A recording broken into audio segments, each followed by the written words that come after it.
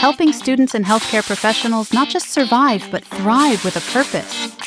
This is the CMDA Student Pulse Podcast.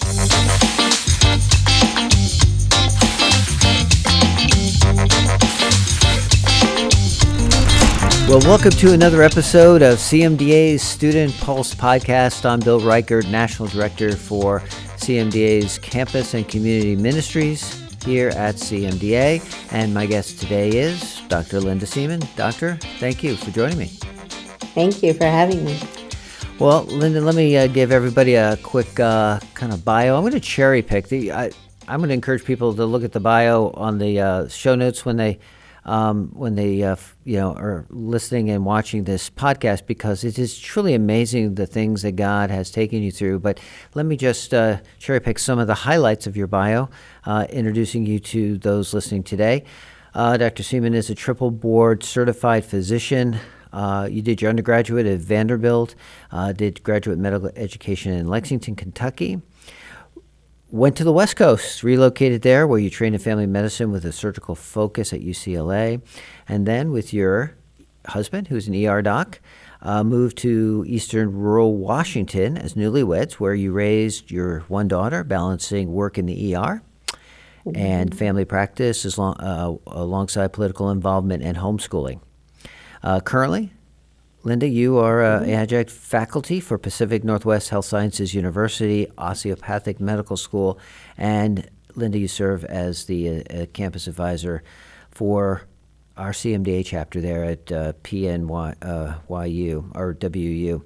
Educating and preparing students for real-life encounters led to what we're going to talk about today. And we're going to talk about something that we haven't talked about on this podcast before, and that is contracts.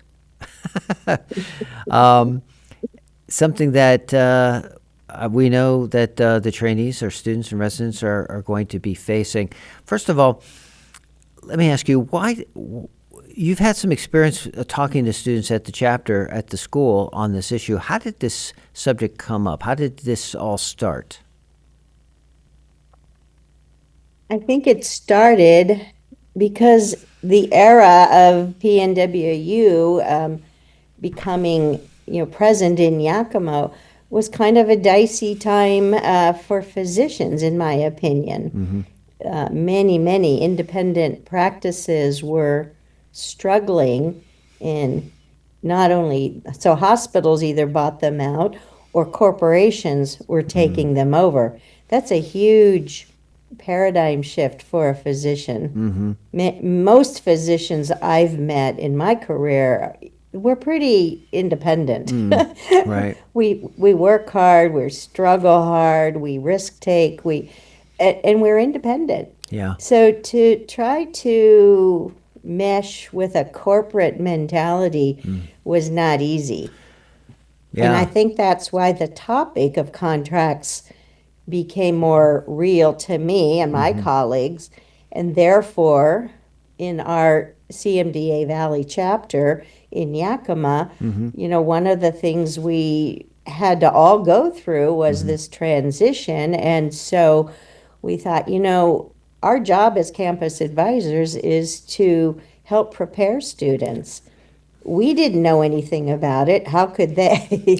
So Right. that's how it kind of got started.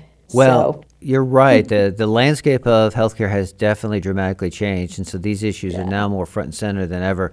When would you say that trainees begin to have to engage with contracts? When does that first begin?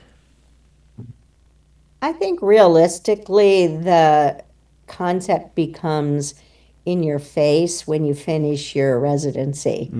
You have to then get a job, a real job, and you have to focus on looking and reviewing contracts and signing them and committing. So I'd say those contracts are kind of there in your graduate medical education, but you don't really pay attention to them. You just really want to go ahead and get your learning done, and you expect that those guiding you are going to have your best interest in mind. Yeah. So, but when you go out and get a job, you now are making huge life choices. Yeah, no, that makes sense. I mean, residency, you're just matching, you're happy to match, and you proceed forward. There's really probably no negotiation up until the point that you are now going to be employed. Well, let's just talk about this topic in the negative a bit. What are some of the pitfalls and challenges that you've seen people succumb to, fall prey to, that had they known, they would have done something differently? What are some of the common errors or troubles that people find themselves in when they don't review and understand contracts? I'd say there's three that come to mind. One is your compensation is not just whatever salary they bring up to you. Your compensation is, all the benefits, all the perks, all the RVUs. Well, what's an RVU? They don't even know. And so the whole benefit package, when you're discussing corporation or employment, is really huge. Things like, when does the contract actually end, and when do I get reevaluated? Can I negotiate a higher baseline salary?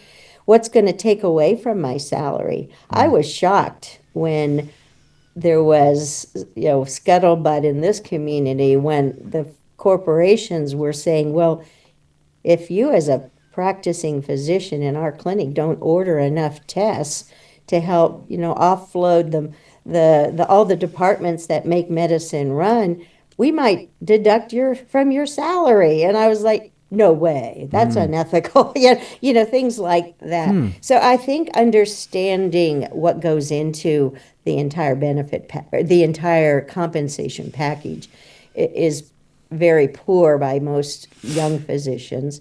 The other big one, and this did come back to me, I recently reviewed a student who's finished out practicing, did an OB fellowship and was getting his first job, and he wrote back and he said, "Thank you for telling me to ask about the tail coverage." And and tail coverage is part of malpractice. So if you get your malpractice, you're covered, you're happy. On the other hand, two things that you don't realize. One is you're actually paying for it. It comes out of your salary.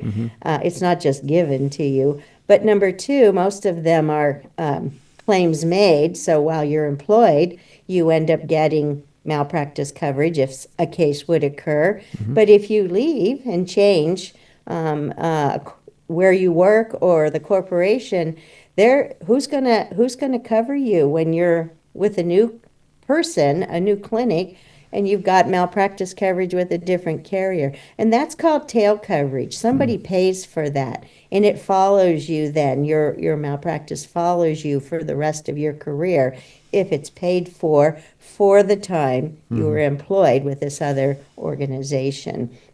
And that can be tens of thousands of dollars. And that's a big surprise if you don't know about that and didn't talk about that ahead of time, that the corporation will purchase that for you. Okay. That's a really big one. And then the third one that comes to mind, just these are the things that I know are real stressful for physicians, is the call.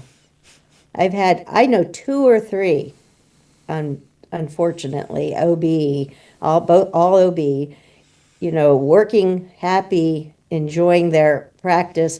One of their colleagues leaves, and OB's very labor intensive, for night coverage and being on call. So one of your colleagues decides to move, and you haven't addressed in your contract who's going to pick up the slack. Well, they think you are, and the contract usually says you are, unless you are proactive about saying, okay, how many hours do I work? How much call do I really have to take? And what's your obligation, the hiring agency, the corporation, to provide coverage for a missing person in a call group? That's huge when it comes to any specialty, but certainly for OB, I know patient or colleagues who moved and they picked up the slack, and they ended up quitting. They got burned out because a year later, there still wasn't a person covered for them. And so instead of a 5-person rotation, it'd been a 4, and then maybe even a 3. That's unsustainable. Yeah. So, I mean, those are huge life stressors and big hits. It's very traumatic if Yes. something like that happens to you. So, Well, so it's important to be looking at the things in the contract. But are there things, too, that don't necessarily show up in a contract, but that as maybe a potential employee should be asking about? Maybe things that policies of certain types that you should be looking at and other things. What are some things like that you might need to be asking for and making sure that you're looking at those as well? well, I think policies always brings up what I perceive to be the rights of conscience, which I think CMDA members are very in touch with. However, you might sign a policy and take, by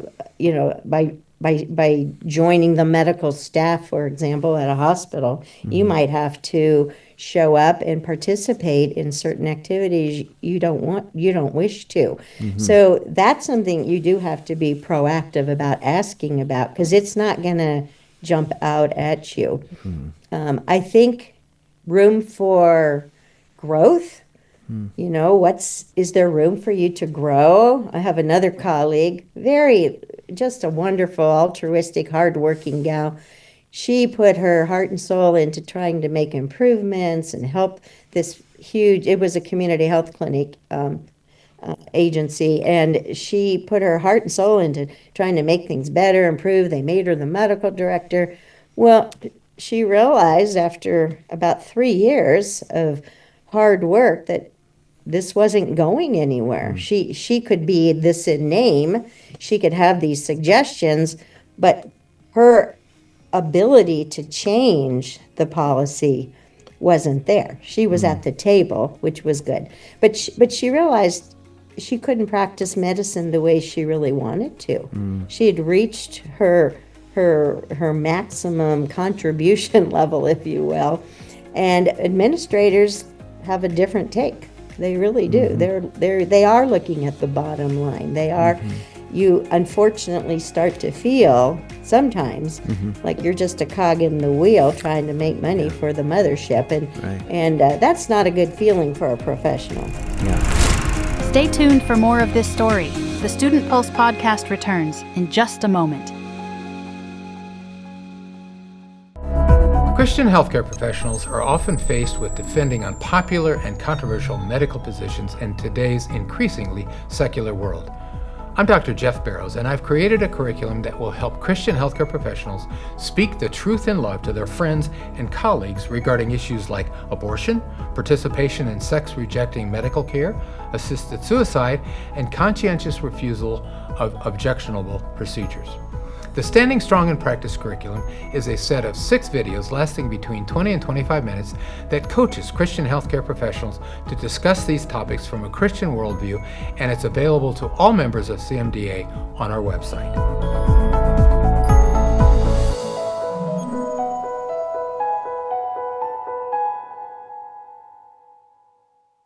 So as we've been starting to discuss, knowing before you sign a contract, but how are these contracts dealt with? Are they ironclad in that you just have to decide whether or not you're going to agree or not to agree to the terms of the contract, or is there some kind of level of leverage in terms of negotiation? How much can an individual negotiate on their contracts?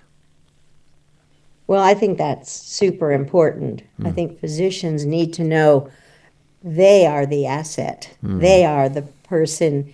You are the person doing the work. And therefore, you have a lot of clout, if you will.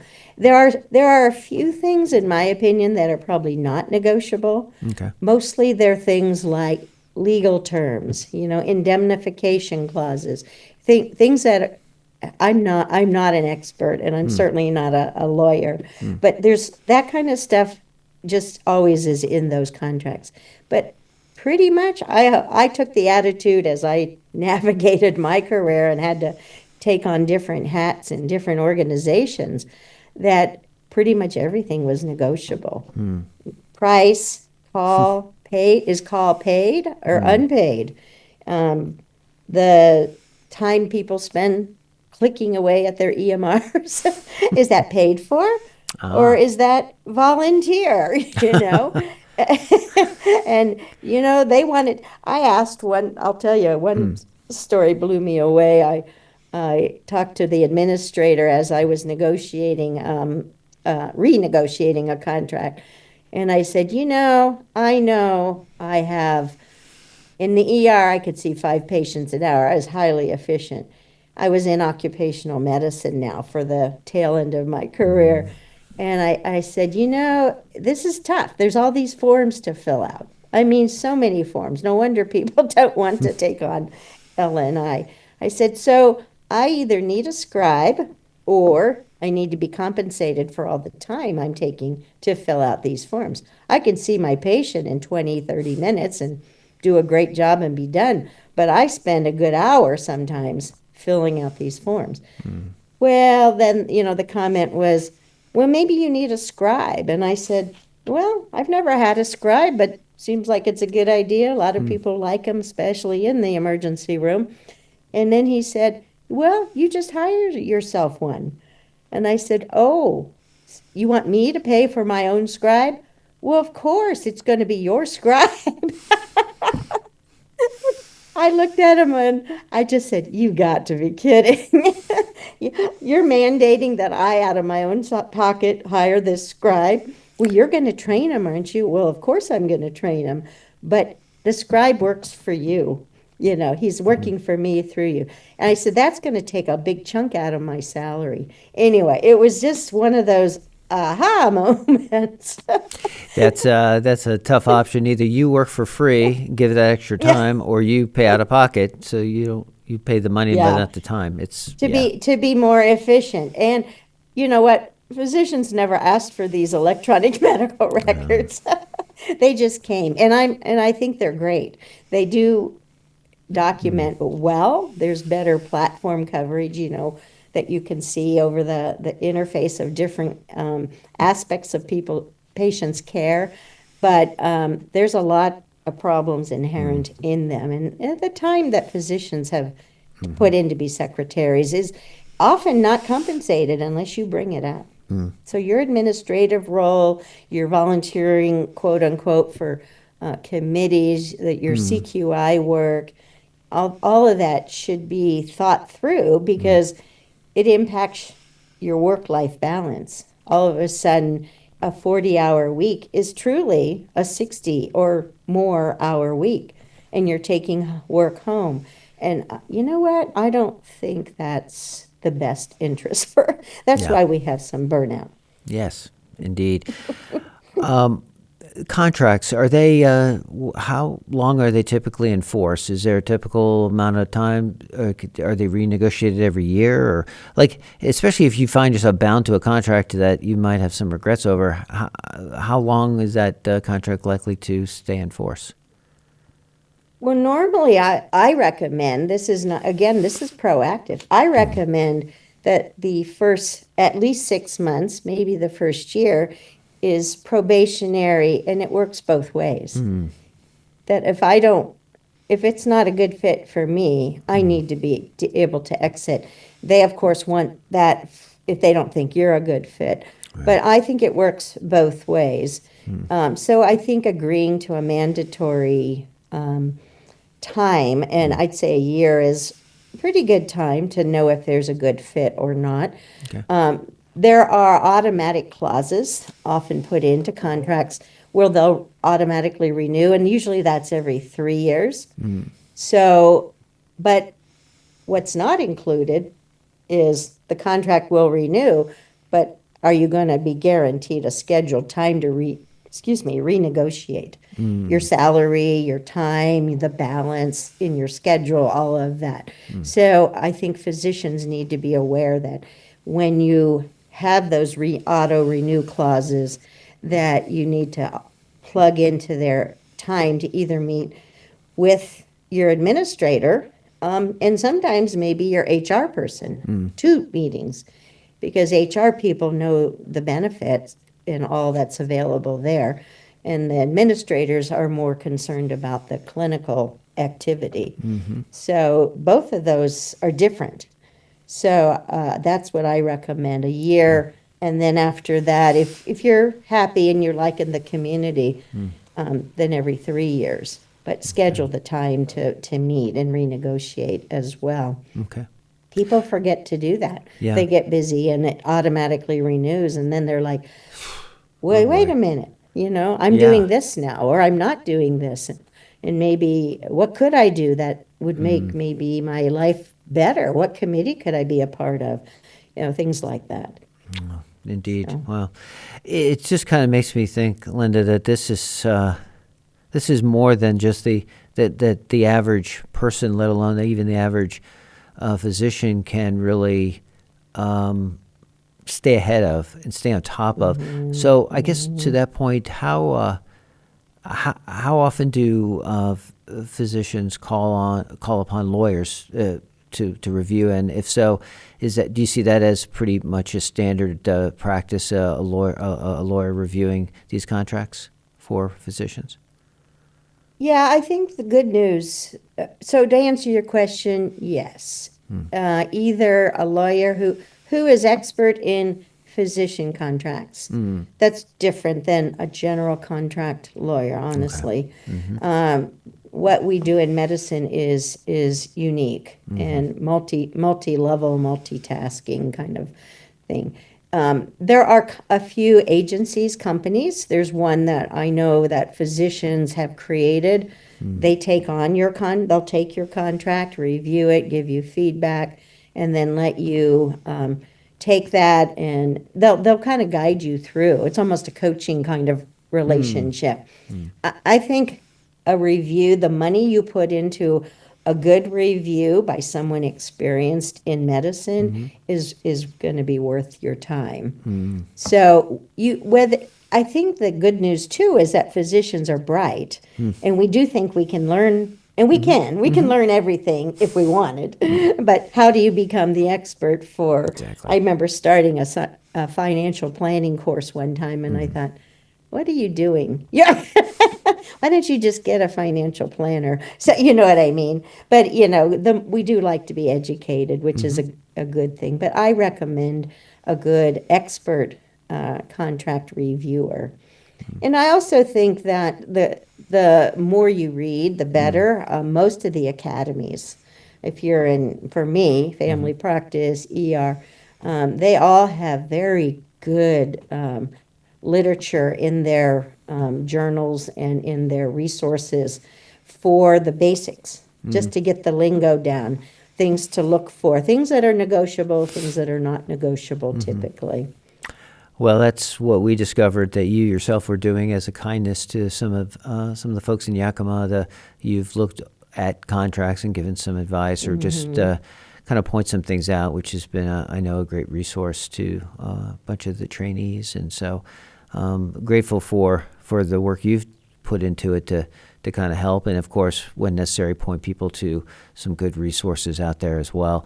But I think just making just an overall awareness for students and residents to know that this is something that they don't want to be surprised by. They really do need to be thinking in advance that, okay, how are they going to approach this and take it seriously and not be cavalier about it. So. Yeah. One other important thing I want to mention is the non-compete clauses. Okay. That's a big deal in contracts. Personally, I would never sign a contract with a no-compete clause.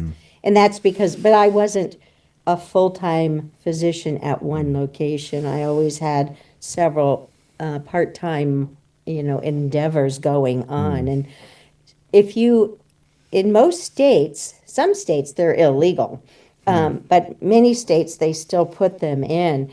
And that can ruin your life. If you've bought a home and you've got a family, and all of a sudden you get terminated for cause or no cause, and you've got a non-compete clause, that can be negotiated at the beginning, but not at the time. Well, it could be negotiated at the time as well, but it's better in the beginning. And that means that, what that is it says we don't want you to steal all our patients that you've been taking care of, and you can't work closer than 50 miles from Yakima now. And that's a big problem if you've got a family and a community built here. So non-compete clauses are real important to think dice through the details. Either get rid of it or make sure that it's something that's very short term. The closer the better. Maybe it's negotiable at the time of termination, that you can do a buyout, for not much money, all of that. And I think making sure the administrators honor your patients. I've seen physicians leave town and nobody knows. They're just gone. And I think honoring your patients by giving them notice that Dr. So-and-so is going to be moving, and we're going to reassign you, or this is your new doctor. I think those are common courtesies that sometimes I see that the administrations and corporations don't pay attention to. Stay tuned for more of this story. The Student Pulse Podcast returns in just a moment.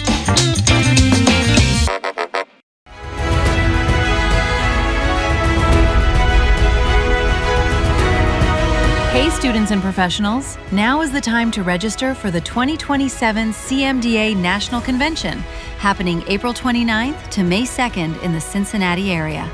Right now, we are offering the absolute lowest prices for registration you will see all year, so take advantage of the deep discounts while they are available. If you joined us already this year, you know this event is a fantastic opportunity to meet healthcare professionals from all over the world, to refresh your mind, to worship alongside like-minded Christian brothers and sisters, and to restore your faith. Join us in Cincinnati next spring. Register now at natcon.cmda.org.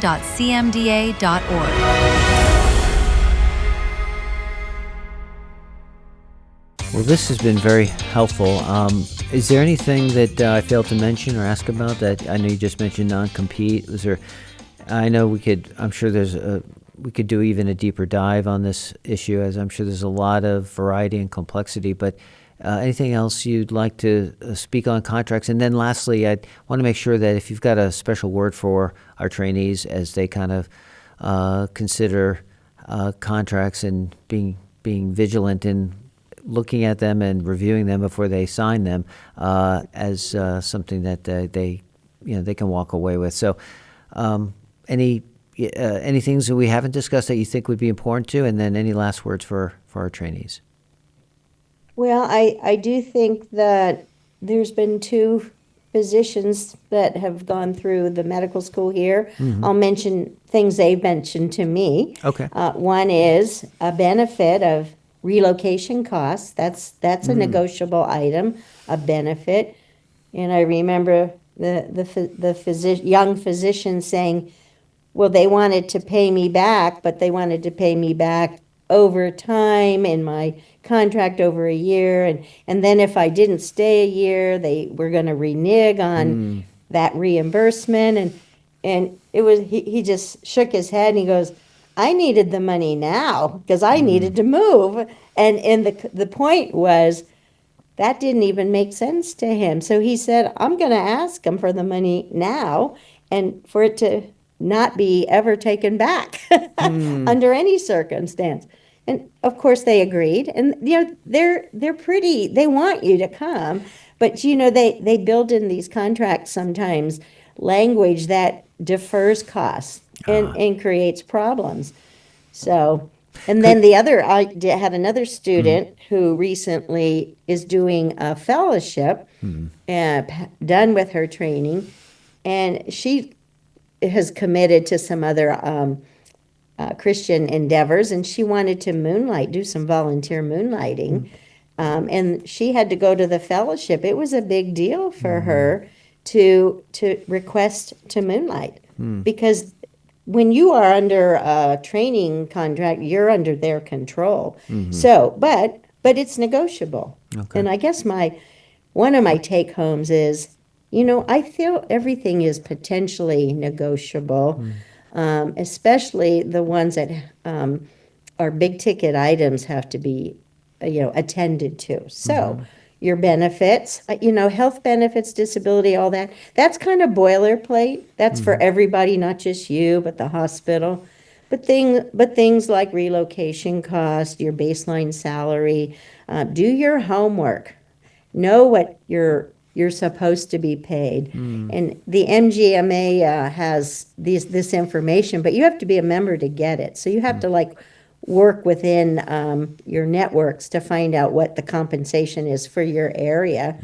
I had a personal experience where I was moonlighting in the emergency room there in this town, and I was offered $50 less per hour than a male colleague. And I remember looking at the medical director and saying, well, I know that so-and-so is getting this much. Why would you pay me this? He got so red in the face you couldn't believe it.